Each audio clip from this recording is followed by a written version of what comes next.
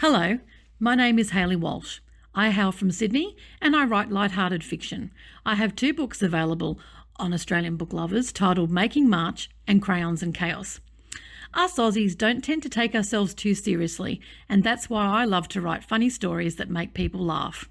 When I'm not writing, I can be found in my day job as a nurse, reading, spending quality time with my wonderful partner, playing with my 2 adorable cavoodle puppies, or wrangling my 2 boisterous stepsons. Once upon a time. Welcome to Australian Book Lovers, your destination for imagination.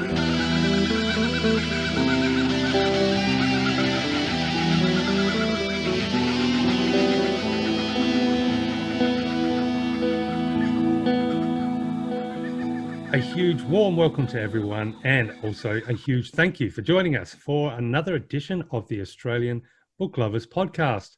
Our mission, as always, is to bring fabulous Australian and Indigenous literature that spans a whole range of genres to book lovers all around the globe, as well as fantastic resources and information for passionate authors looking to write their next bestseller. I am Darren Kazenko, science fiction and horror author, reader, and one of your hosts and co-founder of Australian Book Lovers, coming to you today from Corner Country. And I am Veronica Strachan, fantasy, memoir and picture book writer, reader, and your other co-founder and host, coming today from, as always, Wurundjeri country. And we are both coming to you today from episode number 11. So we are teenagers, Veronica. Teenagers. Oh, that was a while ago.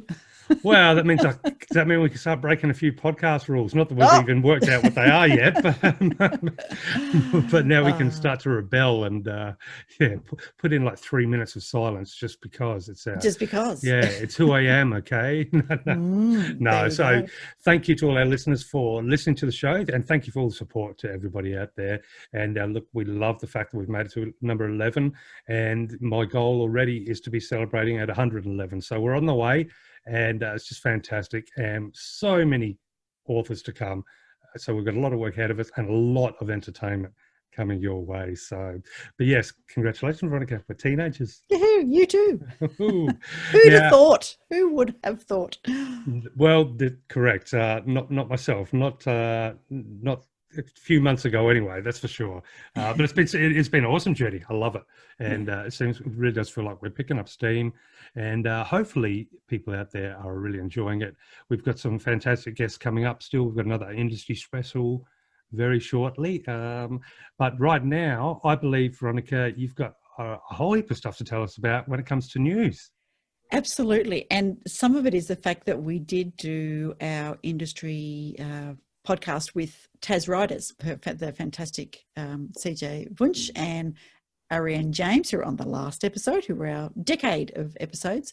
But there is so much news going on at the moment. And look, first of all, I just wanted to start with... Oh, hang on. We forgot one thing. What?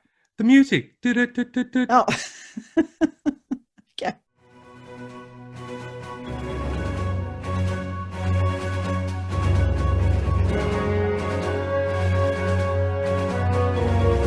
All right, so straight into a fabulous segue from talking about podcasts to say that there is some news around podcasts themselves. So there are paid podcast wars gearing up. So I had heard a little bit about it, and I just did a little bit of research on the Alliance of Independent Authors website, which is very helpful for those people in self-publishing. The self-publishing news on May the 5th with young Dan Holloway. I say young, everybody looks younger than me these days, but that's okay. What is happening is... Sorry? Filters. Instagram filters. Yeah, well, I've got a great face for radio, as they say. Paid subscription podcasts offering from Apple and Spotify. So if anybody is doing a podcast or thinking about a podcast or, enjoying podcasts, you may see things change a little bit. So there are now going to be subscription services, but not so much subscription podcasts. So, but now there are, of course, and ALIA, the Alliance of Independent Authors, have their own podcast. And Joanna Penn was inspiring. She has a fantastic podcast that's out there. So what young Dan says is that writers tend to think too often of podcasts as ways to market what they have to sell, rather than being the thing that makes them money. So, the fact that it's a wonderful long form creative medium. And when you said before about you have been enjoying putting the podcast together, and I know it's got you back into your music, and I know you've learnt so much about how to put a podcast together, and absolutely. New software and new equipment and crash course. It's just, the creative things that you're doing and that, we're thinking of doing even more so. Yes, with lots to come, definitely. By there. So different pricing models. I won't go into all the, the bits and pieces of that, but if you do have a podcast, it's worth you having a bit of a look and seeing whether So I obviously haven't looked into any of this, Veronica. So how does it actually work? Is there a service out there that may start to basically purchase broadcasting rights to incorporate it in like a subscription service? Yes. So for example, Spotify would, has a sort of similar model at the moment, doesn't it? Where they do buy certain podcasts. Yeah, and you can get extra material. You might be able to get outtakes or, whatever the creator looks like. But basically, you'll be paid to create podcast content. So you'd have to be pretty popular from what I've seen as the first run at it. What they're trying to do is to keep people on their side and off other platforms as much as they can. So look, it's still early days, but it's, Interesting. So in effect, there's going to be quite a few, to me hearing that sounds like things are going to splinter slowly, whereas at the moment it's quite easy to have your podcast, put across all different platforms, but essentially each platform will begin to become a little bit more possessive with financial. Quite possibly, yeah. I mean, the freemium, the free versions work at the moment, but for example, on Spotify, you can choose $2.99, $4.99, or $7.99 a month, and at present you keep whatever people pay, but after a year, Spotify will take 5% of what you get. So that's one of the models that they're looking at. So it puts the onus back on the creator to, churn out some great material so that people are keen. But look, in some ways it's a bit like putting your books or putting a series out, in that if you have the first of a series free, then you've got to make sure that the series that are following up are fantastic.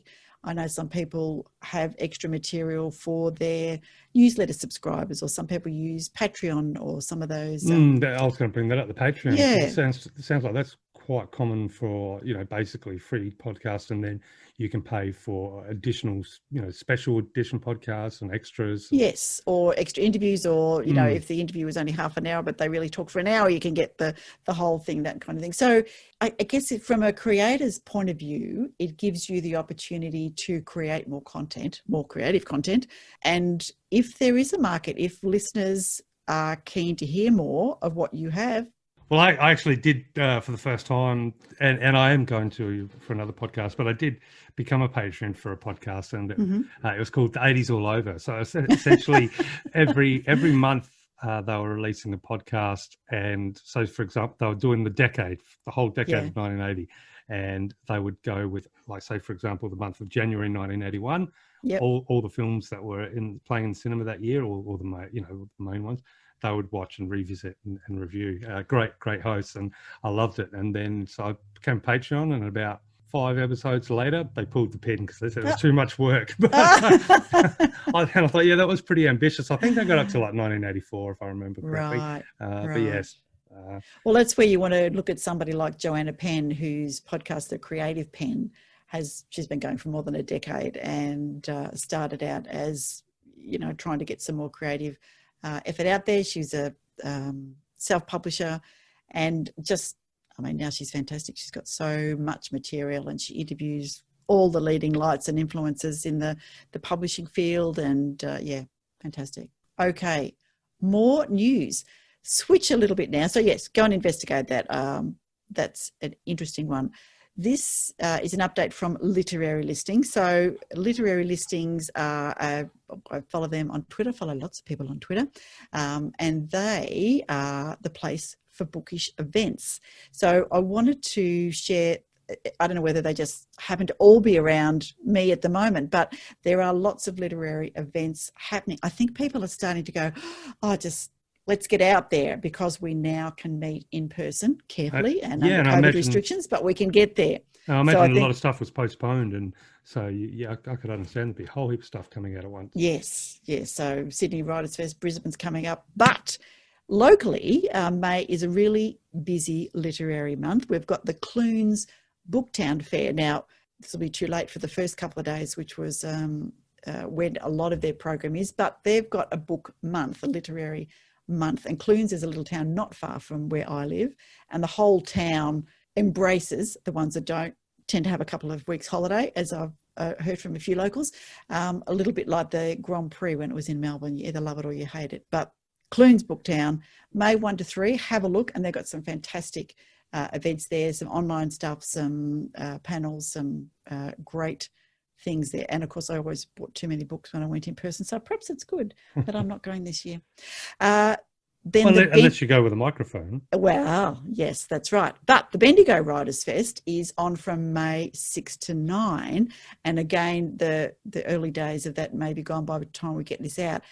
Unfortunately, the ones I wanted to go to booked out so fast that the only session that I could get into that I wanted is online. So I won't get to drive up the road to Bendigo, which is in my neck of the woods, but I will report on the session that I go to in the next episode. Awesome. So that's good.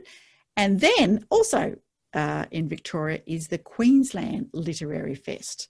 And that's fantastic. And I might be able to get my microphone out there, because that's run on the last 3 weekends in May, which, as you can imagine, is happening in the next 3 weekends. So lots of bits and pieces going on there.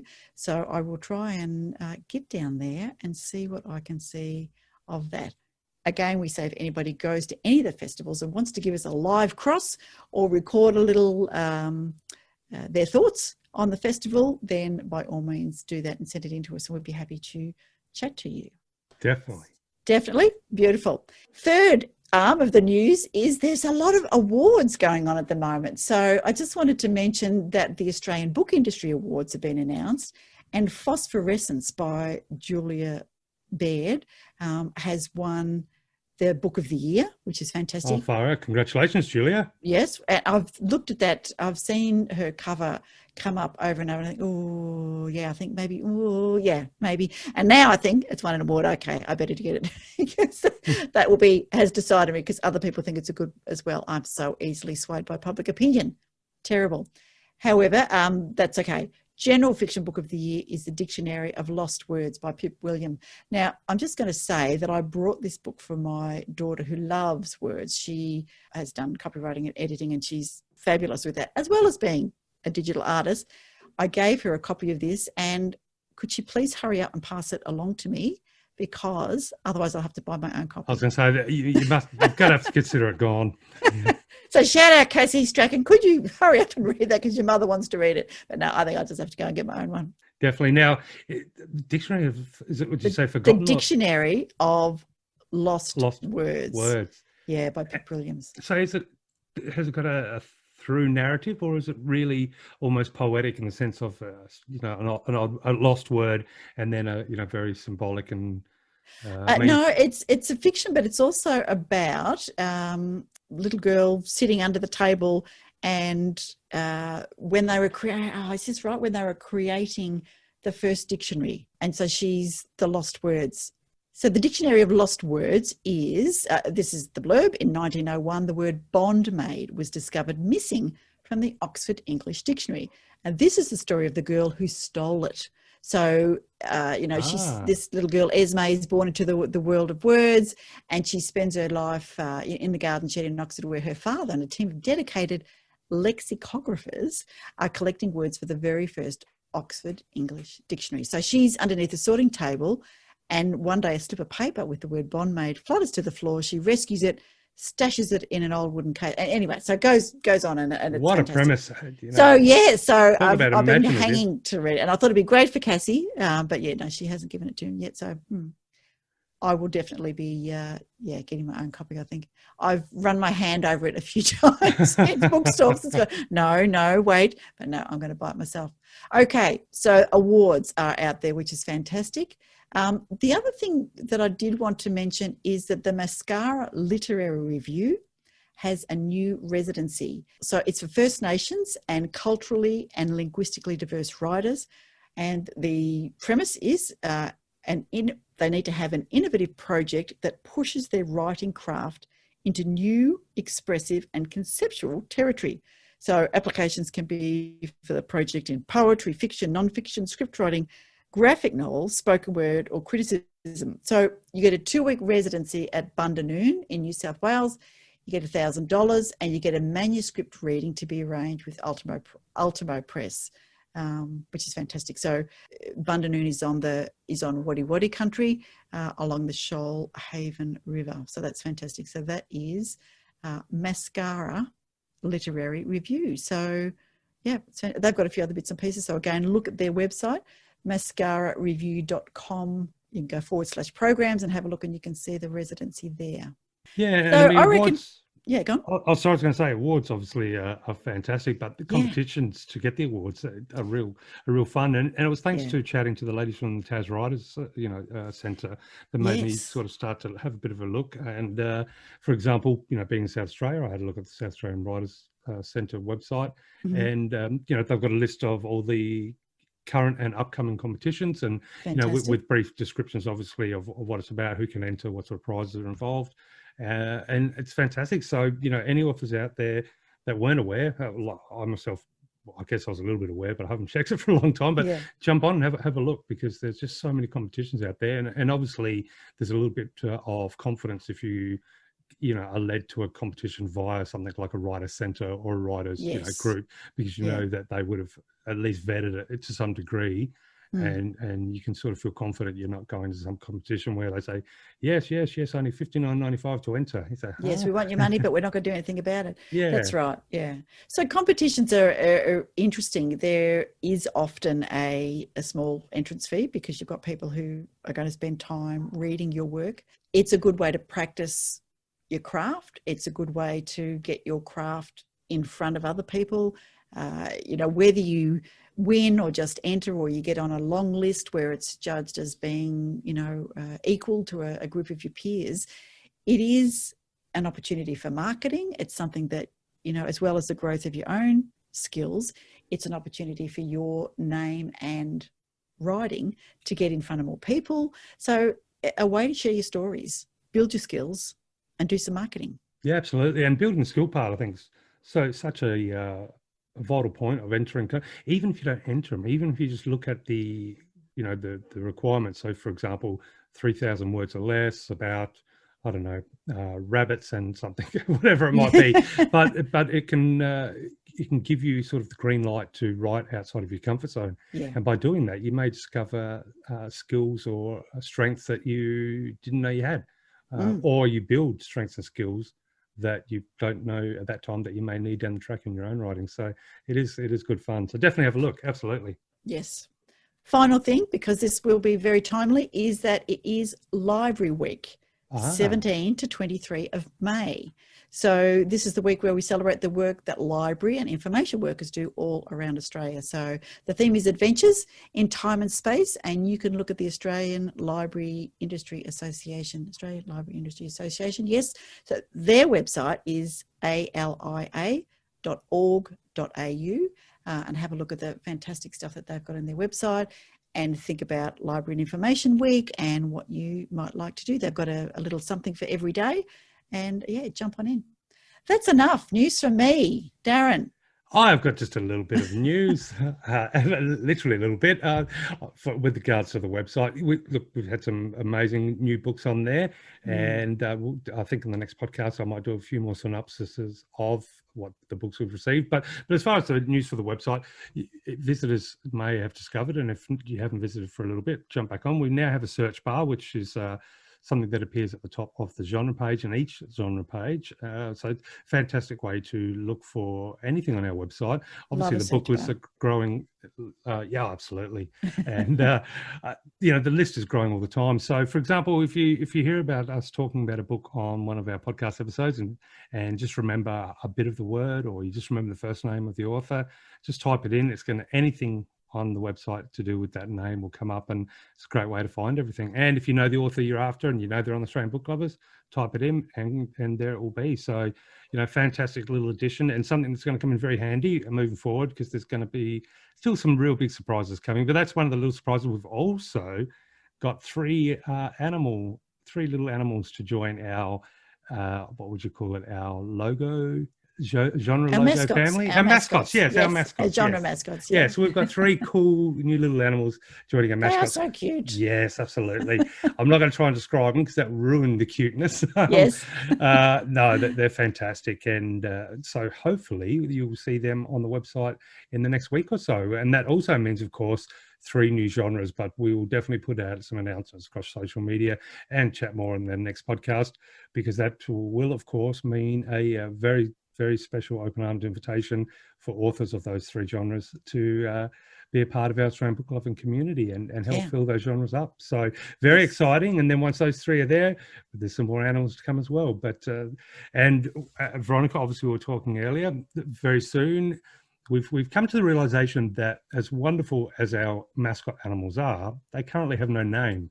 Yes. So I think moving forward, you will hear on the podcast, and you'll also see with social media, if you do follow us on Facebook, Instagram or Twitter, that we will be reaching out to all of the Australian book loving community and see if we can come up with names for our much loved mascots. So a little bit of fun moving forward, as well as always new books coming out, which we'll be chatting about soon. But otherwise, today I'm very interested in the interview you performed or were lucky enough to do, Veronica, with a gentleman who has some really fascinating things to say. So thanks, Darren. Yes, so we have Greg Johnston, whose pen name is G.S. Johnston, and he's currently got 3 books on the site. We've got Sweet Bitter Cane, The Skin of Water, just it's a lovely title, and The Cast of a Hand. So you can find all of those under the historical fiction genre. So we had a great interview not only about his novels and his writing, but Greg is also part of the Historical Novel Society of Australasia.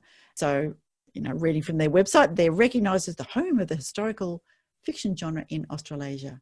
And they're the 3rd arm of the International Historical Novel Society. So a little bit more news about them after the interview. Yes, well, he obviously is a author who knows what he's doing in this genre, considering his position. Yes. And, look, historical fiction is something, to be honest, I wasn't really aware of its existence as far as being a much loved genre until starting, the website and sort of getting an idea of what other people are writing. And that's definitely one of the richest, very rich source of submissions, basically. And so obviously the historical fiction was a surprise to me. And looking into it, as I did, after listening to Greg's interview, and the fact that he has such a prominent role in that society, the thing that struck me most was just how, I guess, there's a very technical element to historical fiction writing in the sense of the research you have to do.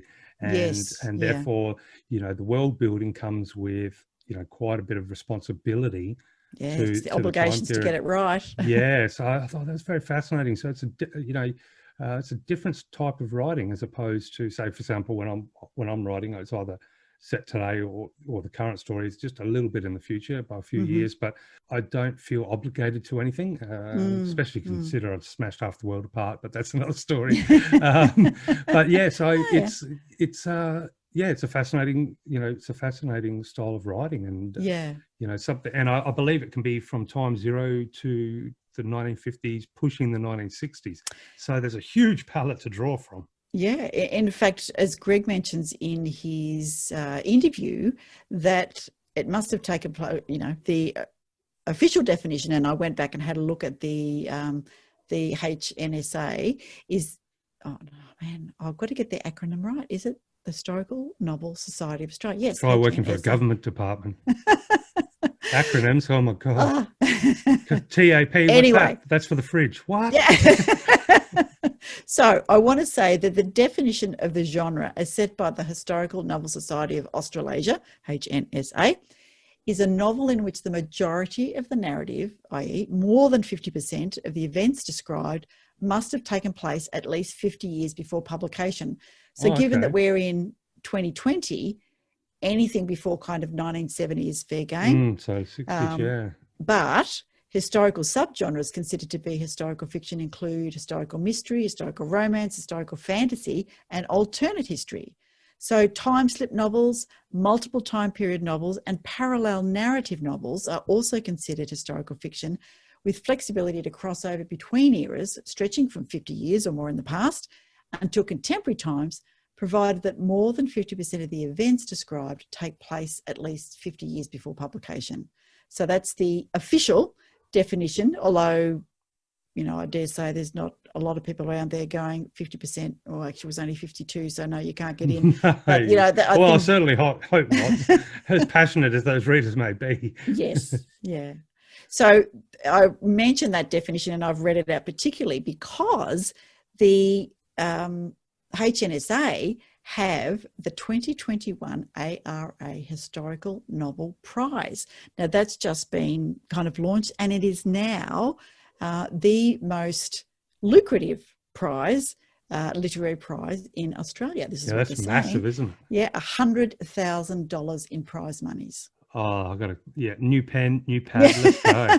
So no scoffing at historical fiction, No, because not at all. this is it. So the prize will be $50,000 to the adult category winner, with an additional $5,000 to each of the remaining 2 shortlisted authors. In the children and young adult as well, the winner gets $30,000, and the 2 shortlisters will receive $5,000. And in the children and young adult, the CYA, you can also, you know, that can include picture books, graphic novels, narrative non-fiction. Picture books, graphic novels, and narrative non-fiction are excluded, but the novels may include illustrations. That's what I was trying to say. There you go. So you can write for age groups from middle primary to high school with a minimum of 25,000 words. So any historical fiction writers are out there. If you've got a manuscript, in your drawer, get it out, dust it off, check out the criteria on HN for Nelly, hnsa.org.au, and have a look at the prize there. And sorry, Veronica, does it say when entries close or when the competition comes to close? Because I know that, you know, for example, just off our website, I know there's a whole heap of historical fiction writers out there. Is there time to whip up a manuscript? Yes. So the opening date is the 14th of April, 2021. It's open. The closing date is the 14th of June at 5 p.m. It's a pretty quick ride if you haven't started. If you haven't got something, you better hurry. But if you've got something, polish it off. The long list is announced on the 8th of September, short list the 22nd of September, and the prize winner on the 22nd of October. And most important of all, if you are a historical fiction writer, maybe the deadline's a little bit too close, but you know, it would be great is if you haven't heard of this contest before, now you're aware of it and you can prepare for next year. Absolutely. And, you know, who knows, the prize may even be bigger, but wow. Historical fiction, who would have thought? I mean, I wouldn't have guessed any genre, but for historical fiction has come out at the top as far as, like I said, the most lucrative prize. Yeah. That's good. But yeah, very, very fascinating. It was fascinating to look into the art form and, you know, some of the rules that come with it, and reflections by, you know, well-known historical fiction writers, and, you know, the rules that they set themselves, or the challenges that they know that comes with writing or with the research stuff. Yeah, very, very fascinating.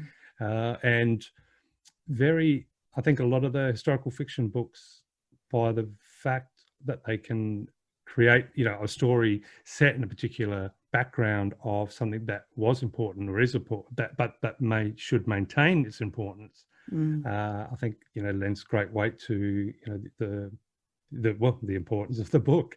You know, it can, moments in time that may just sort of be sitting in a history book that, or, you know, although they carried great weight that echoed through, might not be in our, you know, our general conversation, and maybe lost to time. But I guess this is a beautiful way to, you know, pick a moment in time that really does need to be rediscovered, and then weave a captivating tale within that. And it's kind of like, you know, turning history into magic, isn't it? Yeah, absolutely. And what I like about it, and this is what you'll pick up from Greg's work, particularly in his book, Sweet Bitter Cane, is the connection to real stories. And the ability to take the nugget of a real story and then to weave the tale around it. I mean, that is a particular skill, And I think it always has a slightly different element when you know that this is real.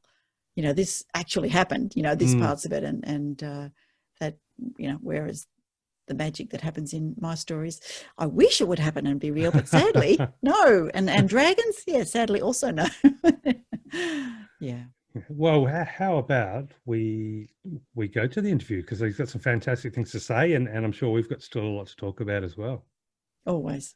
Excellent. All right, let's go and introduce Mr. G.S. Johnston. Here we go.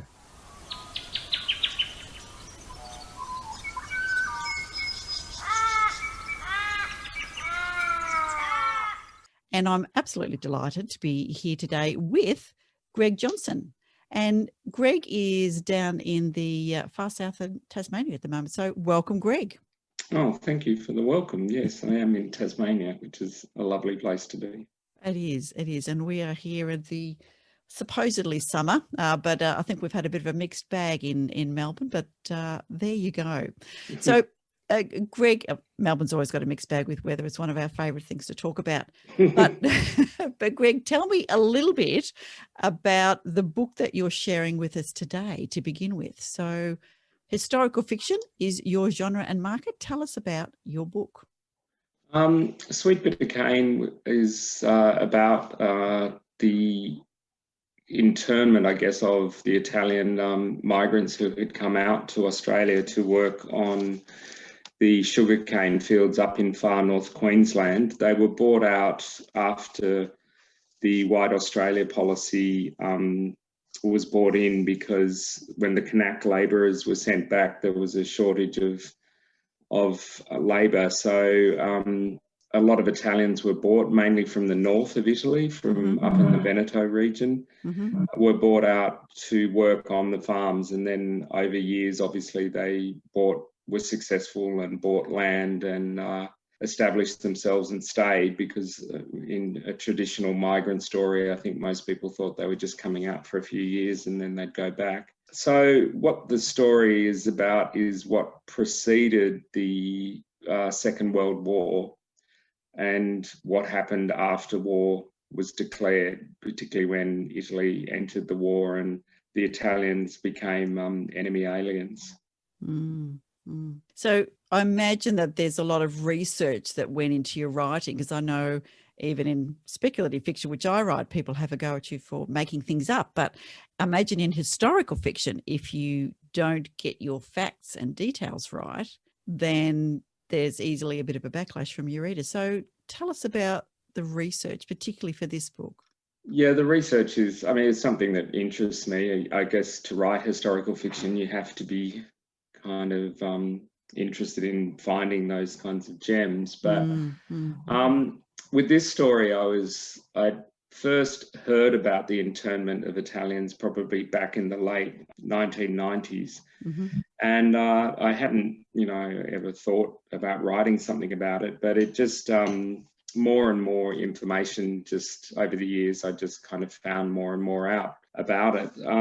So my neighbour when I was living in Sydney one night said to me, "Oh, I've got a story for you," kind of thing, and went and got a folder for me of documents that someone in her family had accrued from the National Archive, which concerned her parents, who were Italian sugarcane farmers in far north Queensland, and how they'd been interned during the war. But the men, once Italy had entered the war, the Italian men were just interned as a matter of course. It didn't matter. There was no accusation against them. There was no charges against them, just solely because they were men, they were put in jail into these concentration camps. But what was interesting in these documents was that it dealt with her mother's story, which was interesting because not many women were interned, but she was interned 18 months after her husband, and she actually had charges directly brought against her, which were her involvement in local Italian fascist groups. So it seemed a very kind of interesting story. So I started. So the research, I was fortunate with this because she gave, I had all these documents that had been found in the National Archive, which really did kind of give me the second half of the story, was pretty much laid out for me. So then it was a matter of doing more research in the National Archive, searching out other names, other people, because all of this stuff has been kind of documented away. So there's that broad kind of research that happens, but then once I start writing, there's obviously more and more detail is needed. So for example, I spent a considerable amount of time trying to find out what the Italians would have eaten up in far Queensland, because it was, you know, did they make their own food? Did they just acclimatise to whatever the local was locally available? I mean, knowing Italians the way I know them, I thought that they would have to start kind of growing things that they wanted and making food that they wanted. So, I mean, those kinds of details took a lot of time to find out. And in the end, I guess it was a combination of, you know, they did some food of their own, they imported some things and tried to grow things and just acclimatise to the local environment as well. A couple of questions for you. Number one, has your neighbour read your story and is she happy with it? She has read it, and it's based on her family. Yes, so it's not her family story, because you know, I think there's very few of us in life, as dramatic as these events were in her family, there's very few of us that have what I would call a novel, in that a novel is, you know, it has to adhere to the dictates of its genre, and very little of life, I think, does that directly. So I did, the first half of the novel is a lot of, I needed to set up why these events happened, and because a lot of, particularly in her case, her arrest was on kind of trumped up charges that she was accused of. So I felt like she had to have incited that in some kind of manner, in that she had done something in the past that someone had a grudge against her. I mean, people had grudges against the Italians because these people had come in, they'd worked communally, they'd been incredibly successful, and they'd bought, in inverted commas, the best land. So there were grudges against them, even just from the fact that they had been successful up there. The other question is, I guess, for all authors, how do you access the National Archives? That's pretty easy. You can go through Trove and find things, and then once you actually get into the archives, a lot of it has now been digitalized, so you can just download the documents they have. I found some things that the woman was mentioned in, and I was able to, I mean, it's a small fee, I think it's about $30. You can get them to digitalize documents for you, so and then it becomes available to everyone. Fantastic. So it's fairly easy to get things out of there now. I mean, it's been a lot harder over the last year because there weren't many people working there with another project I was looking at. I've found documents that are in there, but I just can't get access to them. And some of the documents were held in Melbourne, so you know, there was even more restricted access and things. Now, notice that you're in Tasmania, but you live in Canberra from time to time. So when you wrote Sweet Bitter Cane, you were moving between a few different places. Is that right? Yeah, we moved to Canberra during the writing of it, just towards the end of it. So it was finished in Canberra, but I grew up in Tasmania, so I come down here kind of fairly regularly, and so a lot of it was written down here as well. Yeah, bit of a gypsy. Bit of a gypsy. What about far north Queensland then? What about the cane fields? Have you spent much time up there?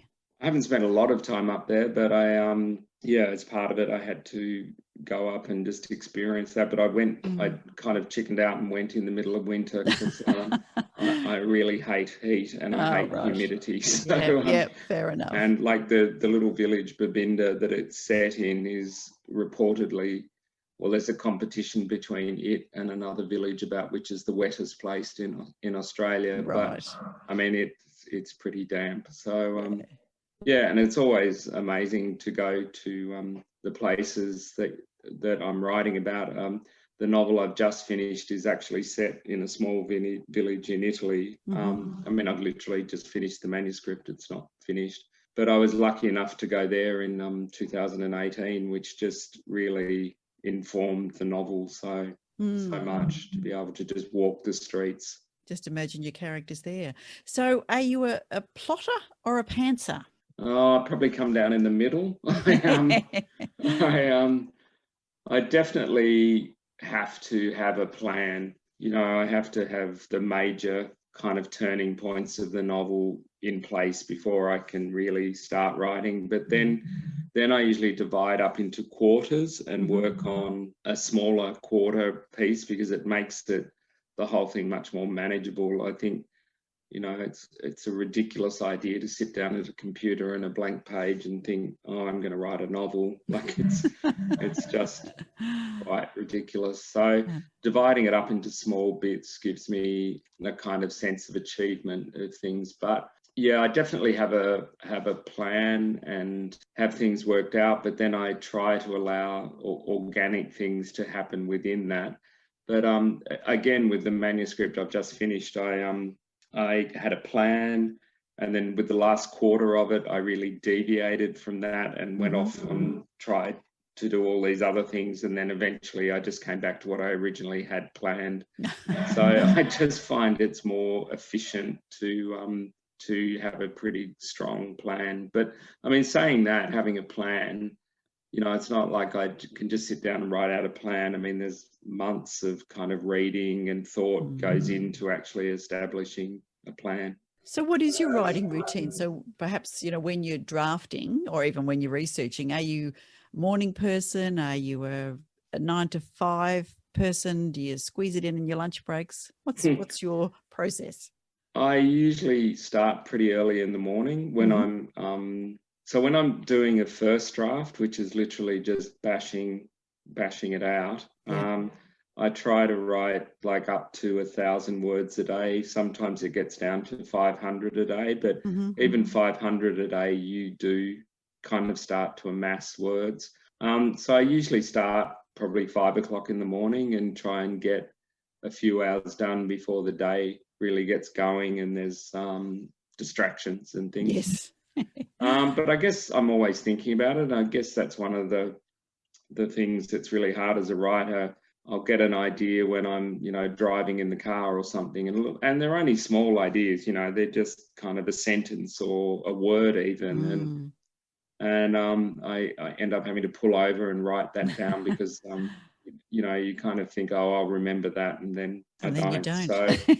So it kind of just never stops. But I mean, the process of writing, I don't enjoy a first draft. I find that quite grueling and hard work. But then once I've got that down, the kind of massaging and exploring and just having something on paper, I think is so important. Even if it's, you know, if I get to a point where I just go, I don't know what happens here, and I'll write that and move on. It's just really good to just have something down, and then I can start massaging it and expanding it and honing it. Whereas if I don't have something on the page, there's nothing to work on. This is true. So tell me, Sweet Bitter Cane is not your first novel. This is number 3 or 4? It's the 4th novel I've published, I've self-published, yeah. And is this the first one about Australia? It seems that, you know, fairly well travelled. So specifically Australian, this one. It is the first one, which I had never set out not to write about Australia, but I just didn't ever find stories that kind of interested me, like in the historical ones anyway, that kind of interested me in Australia. So, and I guess this was a great kind of entry to that because it was, you know, half Italian and half Australian. I'm not Italian, but I lived there for a while, so I have a kind of connection with Italy, I guess. But So yeah, this was the first story that I'd found that really sparked my imagination to do it, really. Why writing then? Have you always wanted to be a writer? You know, when was the first kind of forays into the literary world? Well, I guess when I was younger, I used to, like very young, I used to make up stories, and I always had puppets and was doing kind of shows with them and things like that. And then after the disaster that was puberty, I kind of really retreated from all of that for a couple of years. But then I picked up a guitar, and that was kind of permissible to to explore being, playing a guitar and things. But I wasn't allowed to sing. That was not a thing to do. Not a thing. So in my 20s, I spent most of my 20s doing music, which I really enjoyed, and wrote a lot of songs. And I guess by the time I got into my 30s, I felt like I'd kind of got to the limits of that canvas, really, and wanted something a bit broader to work on. So I went back to university and did an arts degree, and then got to the end of that and thought, well, I just want to write now. So that was when I started writing novels. Novels, yeah, straight in. Do you write in any other formats?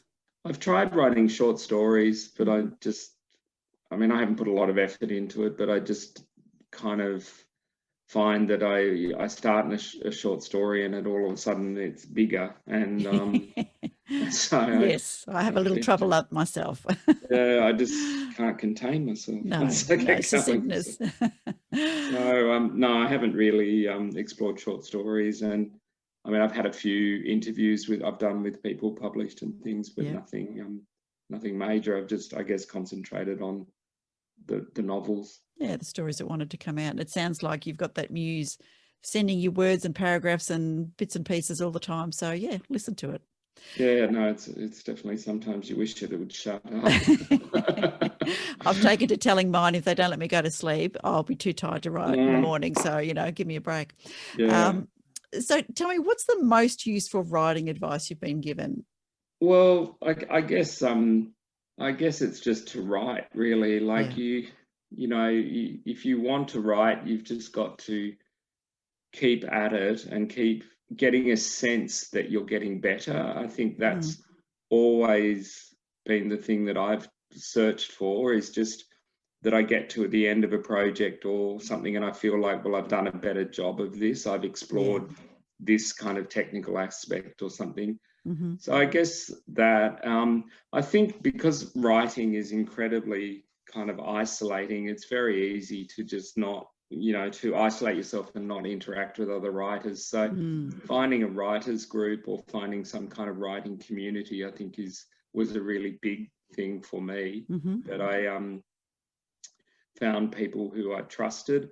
I guess when you start sending things to editors and, if they come back and they've really pulled something apart, it's very easy to just take umbrage and not pay attention. Whereas I feel like 95% of what has been said about my writing, I've managed to find that comment and understand that comment, and either take that comment and move with it or reject it. But there's very little I've rejected. I think I've always been open to critique and and responding to that and trying to learn from that, really, because the thing is that writing is not, it's not A plus B equals C. It's not an equation. It's completely and utterly subjective, people's experience of it. But there are tenets and there are things that have to be adhered to or answered, and so you have to listen to other people's critiques and try and find them in your own practice and your own writing. Absolutely. So what's your writing goal for the next 12 months? Writing goal for the next 12 months, goodness. Have you just finished a manuscript? What is on the cards for you? Yeah, I've just finished. It's called The Leavening, and it's set in a little village in the south of Tuscany. So at the moment, I'm going through the arduous process of approaching agents, which is inspiring and soul destroying. At the same time, yes. So That's happening. I've got a new idea for something which is not historical fiction, but is set in Sydney in 1993, which by the definition of historical fiction isn't, it has to be 50 years ago for it to be historical fiction.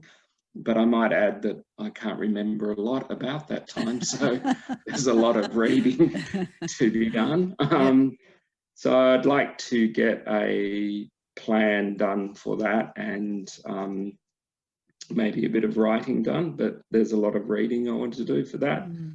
So yeah, if I get through that this year, I've probably done a good job, I think. Well, absolutely, given that all the things that went on last year, and we just don't know what 2021 will hold. So Greg, can you tell us a little bit about your other role, which is a fairly important one for historical writers? With the Historical Novel Society? Yes, please. Yeah, I'm on the committee for the Historical Novel Society Australasia. We run conferences every second year, which are really just about the promotion and appreciation of historical fiction from Australian writers or Australasian writers. Not necessarily subjects that are set in Australia. So there's a lot of writers who write about European things across a broad range of time periods. So we're just at the moment getting ready to the planning of the next conference, which obviously this year is going to have to be virtual. So yeah, it's quite a big job with a lot to get organised, and we've also, just because it has to be virtual this time, we've just got a hell of a lot of information we need to find out how to do. Yes. But anyone who's interested, either as a reader of historical fiction or a writer of historical fiction, because we've definitely tried to tailor the whole conference for readers as well as writers. Right. So if you're interested in that, I'd suggest you have a look at the Historical Novel Society Australasia website. If you just Google that, you'll find us and see the things we do. We've just, this last year in November, in our off year, we didn't have a conference last year, but we had the inaugural ARA Historical Novel Prize, which was quite large in the end. The prize money was $50,000, which was Mirandi Rewo for her novel. So that will be run again this year, currently with the conference. So we're trying to establish that as, the most major kind of genre fiction competition in Australia. So yeah, brilliant. That's an interesting thing to be involved in as well. Yeah, very good. And obviously given that it's Australasia, you're happy for people from all over the country to be involved? Oh, of course. It's all over Australia, all over New Zealand. And we've tried to make it as inclusive and as diverse as possible. So, do you find, talking about inclusion and diversity, does the history involve Indigenous writers and the history of the traditional owners? Oh, of course. We've always gone to great lengths to include and represent Indigenous writers. I mean, we've had problems in terms of getting access to people because we don't have a lot of money and we don't have travel funds and things. So when we've held the conferences physically, they've been in either Melbourne or Sydney at this point. So this is one of the things that's kind of exciting now with going to a virtual platform, is that we hopefully can, draw a lot of writers and readers into the conference who've not been able to physically get to wherever we were staging it that year. Yeah. And so that's a really exciting thing. It'll be interesting to see how that plays out. Very good. What month is the plan happening, so people could start to do some thinking? Well, it hasn't been officially announced yet, but it's probably in October, I would say, towards the end of the year. Okay, but the dates will be announced soon. We're just starting to kind of pin all of that stuff down at the moment. Very good. Very good. All right. Last question for readers. What sort of readers are you looking for your books? who's going to enjoy Sweet Bitter Cane? Well, I think it's a story. It's a recovered story of a woman. I think her story is something that's kind of been lost in history and kind of buried in history. Like, very few of the women were arrested, but as I said before, her story was quite specific in that she actually had charges laid against her. So I guess it's a story that's interesting to people who are interested in Australian history, but it's also an aspect of Australian history that I don't think many people know about, in terms of, there were actually concentration camps in Australia all down the eastern seaboard. There was a number of them. I think there was at least 10 or 12. People were held in those camps. The conditions within the camps were fairly favourable, but these people were imprisoned without knowing when they would be released. They were cut off. Like, she was taken from far north Queensland right down to Tatura, which is in Victoria, near Shepparton. So she was completely isolated from her children, from her family. Her husband was in Loveday, which was in South Australia, so she was separated from him. So that it was an incredibly destructive time. And the fact that these people were in these camps without knowing when they were going to get released, when I was writing it, had, very similar resonances to what was happening with refugees who'd come into Australia during the detention crises. So, it's like we haven't really learned anything, even though these stories are still around. Yeah, all too real and all too current. Greg, thanks for chatting with us today. It's been an education for me, having only ever used Trove for work. I hadn't even thought of doing some research on Trove for my novels, so that's lovely. And also the little bit about the society, so that's fantastic. Where would people find your books, and where will they find you online? The books are all available through Amazon and through other online, like Booktopia and things. You can order them through them. They're pretty hard to find through local bookshops, unfortunately. They can order them, but they would have to do them through Ingram Spark, which seems to always give them horrors, which is really unfortunate. But it's just, as an independent person, distributing printed books is the thing that is incredibly hard to do. I have a website, which is just www.gsjohnston.com. So you can find out some more information there. And there's a Facebook presence as well. I publish under the name GS Johnston, so you can find me there as well. Fantastic. Okay. So that's all we've got time for today. Thank you for listening to Australian Book Lovers author interviews. We hope you enjoyed hearing from Greg Johnston, or G.S. Johnston, as he said, and he is the author of several books. We've got 3 of them on the Australian Book Lovers, and Sweet Bitter Cane is the one we've been talking about today. Keep an eye out for the next one. If you like what you heard, please leave us a review on iTunes. If you're an author, you can go and submit your book. If you're a reader, please feel free to sign up for our newsletter, and we shall ask you to read more Aussie books.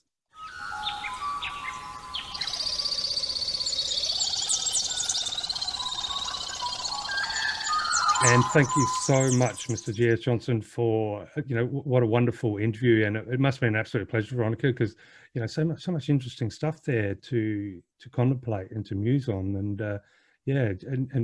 harking back to what we mentioned before, we played the interview, it's just the magic of historical fiction is really coming to light, and he helped to illuminate that, that's for sure. Definitely. And also their commitment to do that research and to make sure that things are, as true as they need to be. And yeah, fantastic. I remember we spoke to, when we were talking to Claire Roden in the Romance Panel podcast, can't remember which episode that was, but go back and have a listen, peeps, that she spoke about researching her, the history of the World War II, and, down to what people had eaten, and, letters and uniforms and all those kind of things. So yeah, Fascinating stuff. You do have to get it right because people will watch.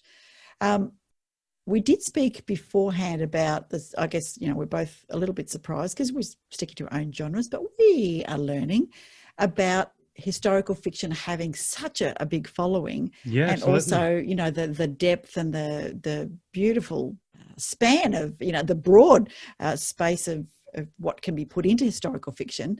And there was a couple of things popped up that I thought it would just be interesting to share. And I mentioned earlier in the program about the Bendigo Writers Festival. There's a session called Urgent Histories, James Boyce and Eves Rees with host Kelly Gardner. And the little description was really interesting. It says, if we forget, if we let the past be meddled with, if we don't keep turning over the facts of what happened, when and why, we are in danger of repeating mistakes and of falling for failure. The good news is there are too many brilliant writers for whom history is wonderfully fertile and very much present. In their words, history is urgent and inspiring. So, that's a fantastic session if you're a historical fiction aficionado to be going to at the Bendigo Writers Festival. I thought, yeah, okay, that was a good way to think about it. Yeah, absolutely. And look, it's not such a, but it is a powerful cliche, the old sense of, if we don't learn from the past, mistakes we'll inevitably make them again. But, with so much of historical fiction out there, with so many, stories to help remind us and keep alive, those lessons that need to be learned, it just hits home that, especially, look, it's May, we're still in the middle of the pandemic, but I have to withdraw myself from the news because of frustration and anger, in the sense of, a family doesn't go to war. A leader goes to war and then steps away in total safety. If they can't read and learn from the past mistakes, then, what an upside down world we live in. They're the ones that make decisions, but nonetheless, yeah. But, and it was quite a powerful theme, at one point there, Greg or Mr. Johnston talked about in regards to something that I really wasn't that aware of and was definitely not taught about through school, unless I've got a complete blackout somewhere there. And that is essentially POW camps in Australia during World War II. It was, and that was really fascinating to hear and has made me want to look into that a bit more. And the timing's a little bit funny because recently we had a book which is now available, listed on Australian Book Lovers under the non-fiction, and that came through. That book's called War Child by Annette Janik, or Janice, I hope I pronounced one of those correct, with also Catherine McCullough. Now, just conversing with Annette via email, it was interesting to find out a little bit about the story and how close it was to my father's side, who actually escaped from a concentration camp and settled pretty much near here in South Australia, in part of the state, pretty much where one of the survivors in War Child does. So, so very close to home as far as, obviously the journey here was completely different, but from the same cause, if that makes sense. And then here was Mr. Johnston talking about the fact that there were POW camps in Australia, including South Australia. I think there was 3, if I looked up correctly, or 3 main ones. So, just that interview alone, and then getting that the War Child come through. And obviously Mr. Johnston's books, like especially Sweet Bit of Cane, which is definitely something I'm going to read now. It opens up a whole new avenue of learning for me. And look, hand on heart, I admit I'm an absolute idiot if that's something that's been common knowledge. I didn't know. And I thought, but then maybe I just wasn't looking in the right places. But so, that was, it was a very, I'm so glad to have, had a chance to listen to that interview and been inspired. Yeah. But on a lighter note, before we go any heavier, and to our listeners out there, I did mention to Veronica that I did have something I wanted to chat about that's a little bit funny. So, Okay, bring it on. So this is a temporary segue, ladies and gentlemen, but it was just too good to not bring up. So I was looking into historical fiction, and obviously, where do you start? Normally in Google, and trying a different couple of searches. Anyway, one of the searches brought up some interesting advertisements on the right, and so I saw it, they were advertising a book on the right, and look, you have to look it up if you really want to have a giggle, and please don't be drinking your coffee because it will land all across the room. So the book that came up is The Beautiful Poetry of Donald Trump. Oh. Now, apparently this author has, I'll just very quickly say it, simply taking the 45th president of the United States tweets and transcripts, cutting them up and rendering them, Sears, that's the author, unearthed a trove of beautiful verse that was just waiting to be discovered. Now, that cover and that alone is hilarious, but it actually, scroll down a little bit and find out that it's part of a really popular 3-book bundle. It comes with Vladimir Putin, life coach. Now the cover is worthy of a t-shirt. Both of these covers are worthy of a t-shirt, but also the 3rd book is great. That has Kim Jong-un on the cover and Vladimir and Trump, and that title is Choose Your Own Apocalypse with Kim Jong-un and friends. Now, this is where research can take me off into wild tangents, but that's a bit of a wild tangent. They are hilarious, and who knows, maybe that'll be an alternative history in those books. But anyway, that was my giggle for the day, and I assure you, if you listeners, if you jump and have a look at that 3-book bundle, you'll have a bit of a giggle and the news won't seem so bad. But back on track. Back on track. Although it is also, thank you for that segue. That's all right. There is a quote, and look, so many people are attributed with saying it, but history is written by the winners. And I think Napoleon Bonaparte and a few other people, they've said that he writes that. That was, sort of leads into one of my quotes for today. Excellent. So, and we won't count the other one. No, don't count that. No, that doesn't count. That's just, everybody knows that, Darren. So my quote is from George Orwell, who wrote famously 1984 and others. The most effective way to destroy people is to deny and obliterate their own understanding of their history. Yeah, wow. That is definitely the hammer on the nail on the head, isn't it? Yes. I was going to say, do you think in today's age of technology, do you think we're enhancing our ability to understand our history, or do you think it's just being so skewed because you just don't know what to believe anymore? And effectively, say, as you mentioned before, to the victors goes spoil, and also history is written by the victors, but also now with our deep fakes, and I mean, how do you know a document's real?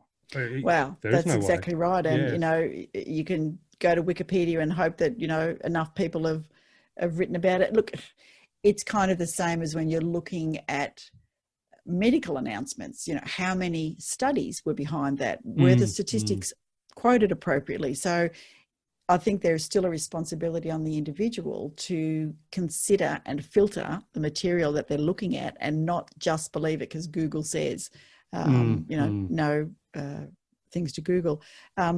When I read Orwell's quote, it immediately made me think of the book Dark Emu by Bruce Pascoe. So in that book, Dark Emu argues for a reconsideration of the hunter-gatherer tag for pre-colonial Aboriginal Australians and attempts to rebut the colonial myths that have worked to justify dispossession of the land. So there's, what he provides in that is really compelling evidence from diaries of early explorers that suggest that systems of food production and land management have been blatantly understated in the modern retellings of early Aboriginal history, and that a new look at Australia's past is required. And I thought, well, there's the perfect example in Australia of the fact that if we, as Orwell says, deny and obliterate the Indigenous people's understanding of their history and present the new way, then that's the most effective way to destroy people. And we know that Indigenous Australians, there's a lot of generational damage being done by the telling of the British version of the settlement. Yeah, and it is tricky because at the same time, while you're saying that, I'm thinking, that's right. And, you mentioned that it's the library, week of the library, the International Library? Yeah. Library Week. Library Week, yeah. How it's a terrifying thought in my head is if all the libraries disappear tomorrow, because at least most good libraries have got a good collection of reference books. And so that's a really good way to at least feel pretty confident when you're reading something. But at the same time, as you just mentioned, even those texts that have kind of all of our curriculum's been built upon, a lot of those texts were probably written about something that didn't exist, which is just so crazy, isn't it? And how far can you go back? I just and before you lose all sense of truth, because essentially truth is what history is, isn't it? That when we're trying to look back and find out what happened, we're trying to find the truth. But which is we've got a great interview coming up with author by the name of Phil Hoare, who is it's basically a historian, pretty much as part of his job, and brings some remarkable insights into research and just like historical fiction. The whole idea of research. I mean, I've done quite a bit myself, but just some of the different ways authors do it is fantastic, and it is the search for truth. And well, what a powerful quote. All right, your shot. Couples would divide and conquer, doesn't it? Take away the identity, divide them up. Okay, my shot. I've got here we go. So it's interesting you brought up Library Week, because mine is a little bit about a library of all things, and also history. So which was why that thought in my head of what happened. But anyway, this is by none other than Franklin D. Roosevelt. Okay. And his quote is this: "It seems to me that the dedication of a library is an act of faith. To bring together the resources of the past and to house them in buildings where they will be preserved for the use of men and women in the future, a nation must believe in three things. It must believe in the past. It must believe in the future.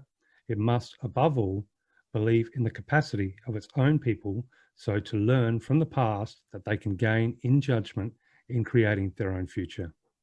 And I mean, really, he highlighted what we were just really talking about then, weren't we? Like the search for truth, and that is you have to be able to believe the past.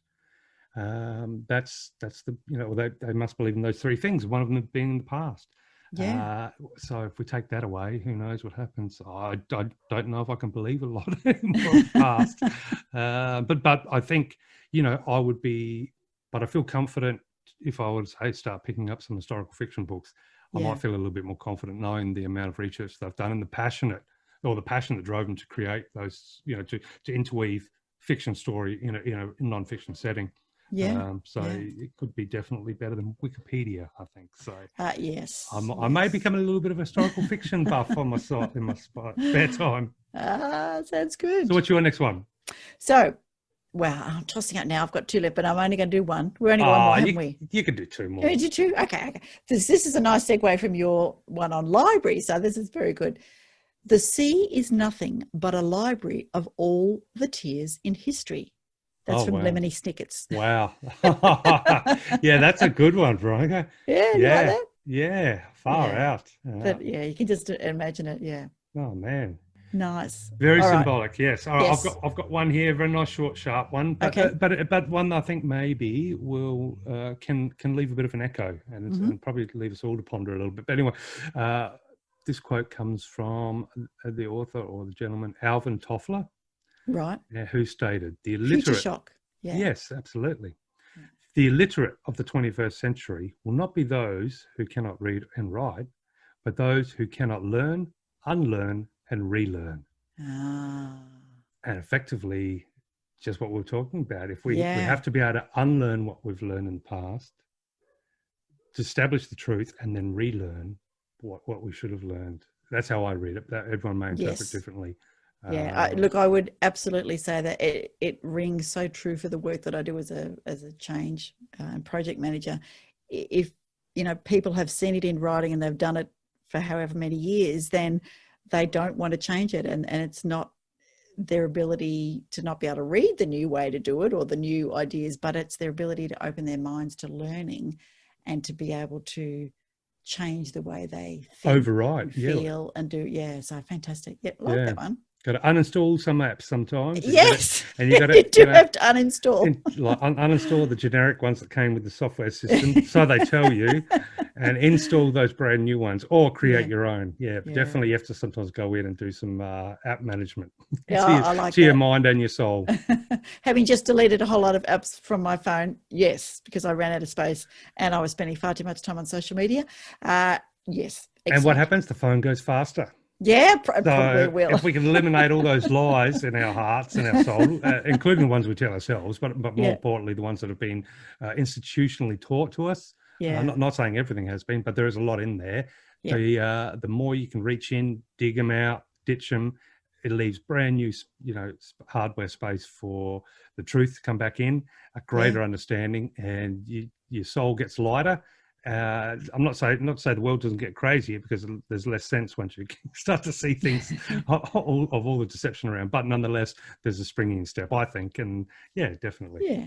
All right, my final quote. Number 3, woohoo! Number 3, and this is from Maya Angelou, and since we've spoken, I've read the first volume in her autobiography, which is I know why the cage birds sing.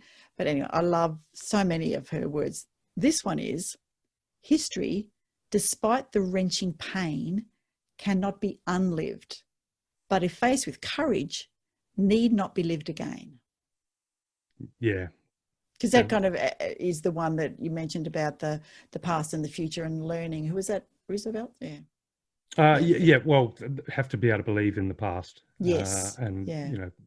So, but you don't have to live it again. It's that opportunity to change your mind and learn from it. And and that's such a huge, it's a huge theme that we all have to face, isn't it? And I mean, some people say, turn your back on the past. You can't turn your back on the past, but as soon as I consider it like a puzzle, in the sense of, if you understand the lesson that you gave yourself, really, because the past is your experience. Like if I think of the past as far as, in my living time, then it's the past that I've seen. And if I think of myself, well, it's the person who I was. And, definitely, there's lots of mistakes made. I can promise you that. And, to say, have I learned from them all? No, not yet. But there's a lot that I have learned from that, until I reach that point where I could sort of make sense of them, learn from them. They can be a bit of a ball and chain, I think, if you focus your attention on it. And if you do focus the attention on it, then that's not the past. I believe I don't think it's the past tapping you on the shoulder and harassing you. I think it's subconsciously you're ready to move on, and you need to dedicate time to solving that puzzle, because it's becoming, you're becoming aware of that ball and chain. That's what I think. But beautiful. Definitely. And the past this is good in terms of, as a coach, I'll say that you're spot on, because the first step of wanting to change is realizing you're not happy with what you're doing or where you are. But also, in coaching, the thing that I often share with my clients is that you can look at the past. In coaching, this is what we do. We're generally trying to look towards the future and planning a better way to show up as a day, on a day for your life, all those kind of things. But I say that you can look at the past, learn from it, but don't stare at it. That's so don't let it take over. You can, you can't dismiss it, but as Angelou says, faced with courage, it need not be lived again. Let's plan it differently. So, Absolutely. Nice. Good quote discussions. Yeah. And I think, if I remember correctly, one of your quotes from one of the previous episodes, or at least it came up in discussion, was, and I'm paraphrasing because I don't know exactly, but it's never too late to be the person you wanted to be. Yes. And I think so. And really, who we want to be is not a decision made on the spot. It's something made up over time and changes, of course. Oh, absolutely. And of course, where do you find, those crystals of who you want to be? Is you got to go in the past. And sometimes you have to dig through the muck and the mistakes and the uncomfortable stuff, because in there is also the motivation that is driving you to be that person you want to be. And I think sometimes it's not easy, but it's important to go back in time to remind yourself where you want to be. I'm not where I want to be yet, but I hope I'm taking baby steps every day, definitely.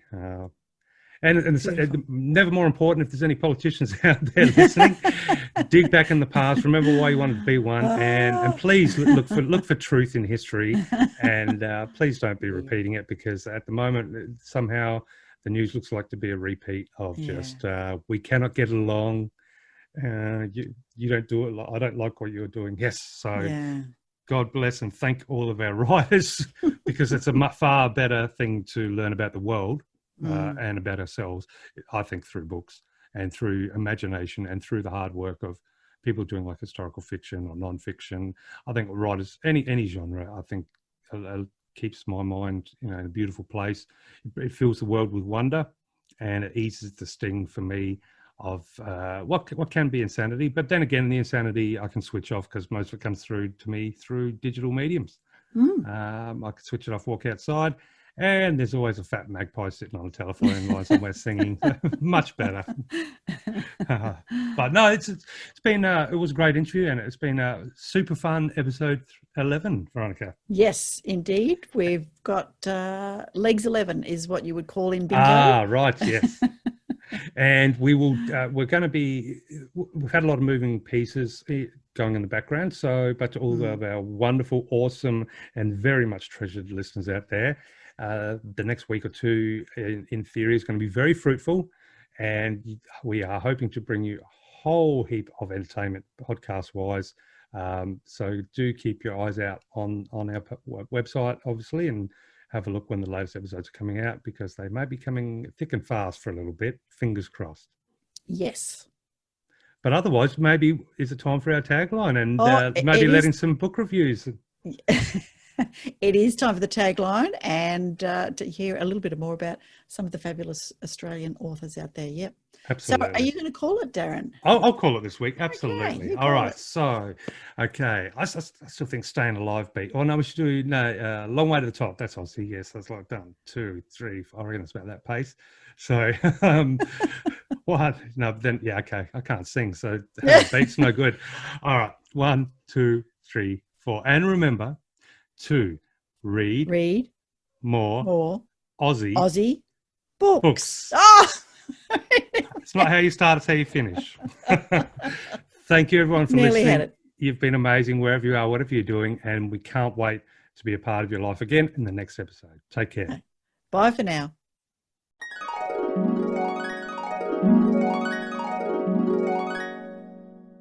A Lifetime of Impossible Days by Tabitha Bird. This is a beautifully crafted and poignant tale of loss, betrayal, healing, and redemption. The job of a good story is to make you feel, and Byrd has most certainly done that with her tale of Willow Waters.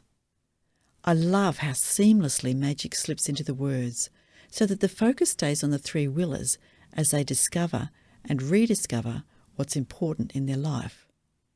And it's always lovely to see an Australia that I know on the page, sadly without the magic.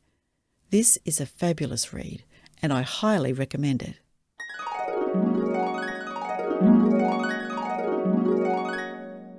Darkening, Queen of Spades No. 2 by E.J. Dawson. Ayla, Queen of Spades, is back with a vengeance. The story ramps up as Leith, Casey and Cabe race to find a way to save Ayla and defeat Ragnar, her ex. This sequel is fantastic. The relationships deepen, the worlds widen, and Ayla has to balance her old world knowledge and the newly, for her, expanded universe. Dawson keeps the pages turning, with plot twists and turns aplenty. Ayla is still a delicious villain, but now we get to peel back some layers and poke about in her mind and heart. Not all of it is pretty, but that's what grounds this story so well. And that last twist, bring on book 3, a great read. Let's meet again when magic happens.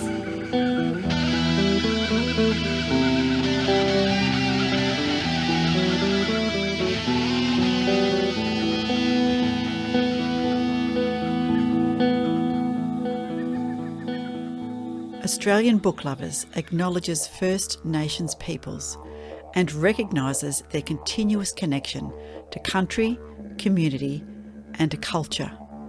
We pay our respects to elders past, present and emerging, and honour the sharing of traditional stories passed down through generations. We're committed to a safe and inclusive welcome for authors and readers of all cultures and backgrounds, including people of LGBTQIA+ communities and their families.